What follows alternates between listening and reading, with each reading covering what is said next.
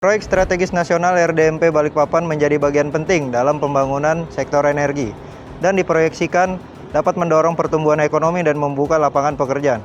Namun di tengah narasi tersebut, muncul persoalan mengenai tenaga kerja di lapangan. Proyek strategis nasional RDMP Balikpapan menjadi bagian penting dari agenda pembangunan sektor energi dan diproyeksikan mendorong pertumbuhan ekonomi serta membuka lapangan pekerjaan. Namun di tengah narasi tersebut, muncul persoalan mengenai tenaga kerja di lapangan. Pemberitaan Prokal.co mengungkap keterlambatan pembayaran gaji pekerja, khususnya di bawah perusahaan subkontraktor hingga 2 bulan. Situasi ini menunjukkan bahwa hubungan kerja dalam proyek berskala besar tidak selalu berjalan ideal dan memunculkan pertanyaan tentang pembagian tanggung jawab hukum dalam pemenuhan hak upah.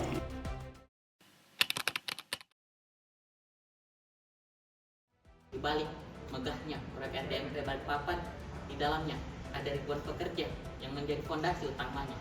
Proyek strategis nasional ini tidak hanya berbicara tentang pembangunan energi, tetapi bagaimana hukum melindungi para pekerja di dalamnya. Juga secara normatif, hubungan kerja telah diatur oleh Undang-Undang Nomor 13 Tahun 2003 tentang Ketenagakerjaan yang telah diperbarui oleh Undang-Undang Nomor 6 Tahun 2023 tentang Cipta Kerja, yang artinya para pekerja yang bekerja di dalamnya memiliki hak yang dijamin oleh hukum itu sendiri.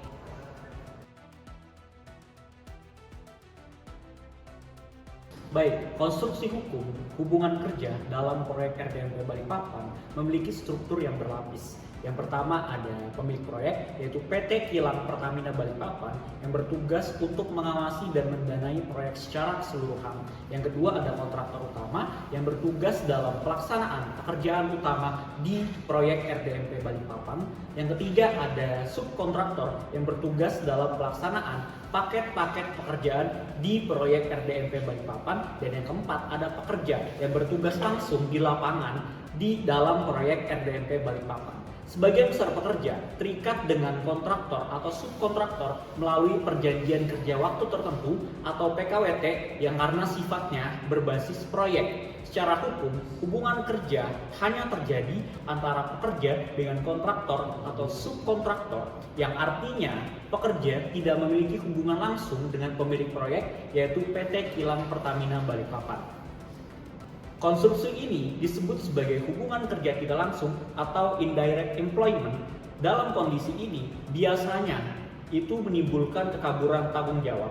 Dalam kasus RDMP Balikpapan, terdapat beberapa laporan yang memberikan gambaran kepada kita bahwa kesenjangan antara aturan normatif yang ditetapkan masih seringkali bertentangan dengan bagaimana aturan tersebut diterapkan di masyarakat. Yang pertama ialah mengenai pengupahan.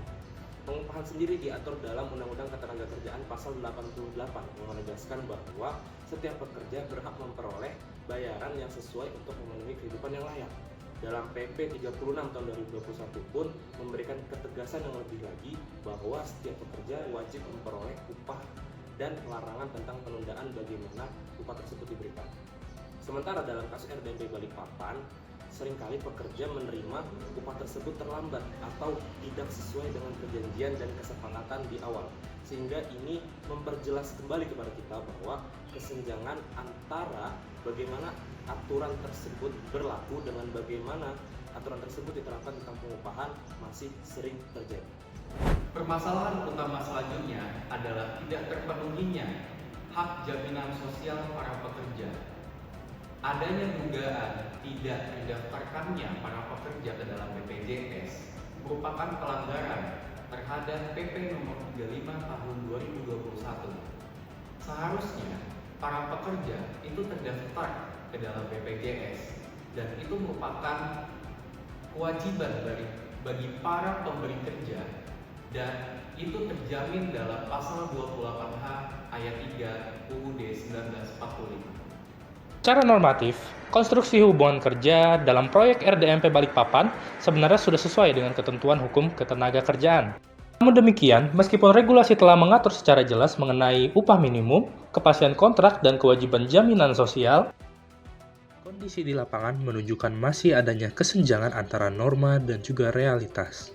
Permasalahan seperti keterlambatan pembayaran upah, ketidakjelasan perjanjian kerja, serta dugaan tidak terpenuhinya jaminan sosial mencerminkan bahwa perlindungan hukum belum sepenuhnya berjalan efektif.